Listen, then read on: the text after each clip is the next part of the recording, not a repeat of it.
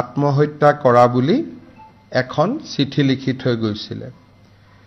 এই ঘটনাৰ পিছত অসম পুলিচে 7জনীয়া সদস্যৰে এটা SIT গঠন কৰিছিল। এই ঘটনাৰ লগত জড়িত সমস্ত এৰিয়া ভিডিঅ'গ্ৰাফ আৰু FSLও কৰা হৈছিল।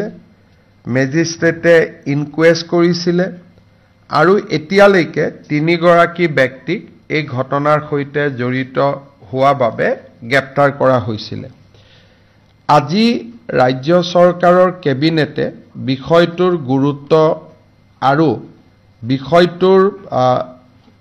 বিষয়টোৱে এগৰাকী খুব উদীয়মান অভিযন্তাৰ প্ৰাণ হেৰুৱাবলগীয়া হোৱা পৰিৱেশ সৃষ্টি হোৱাৰ বাবে ইয়াৰ গুৰুত্ব অনুভৱ কৰি কেবিনেটে এই বিষয়টো CBIক হস্তান্তৰ কৰিবৰ বাবে সিদ্ধান্ত লৈছে।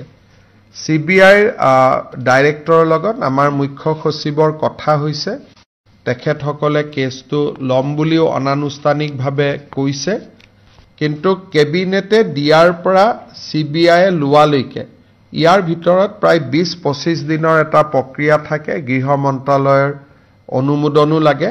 আমি ৰাজ্য চৰকাৰে চেষ্টা কৰিম যাতে খৰতকীয়াকৈ CBIলৈকে যায়, কিন্তু তথাপিতো প্ৰক্ৰিয়াটোত কিছু সময় লাগিব।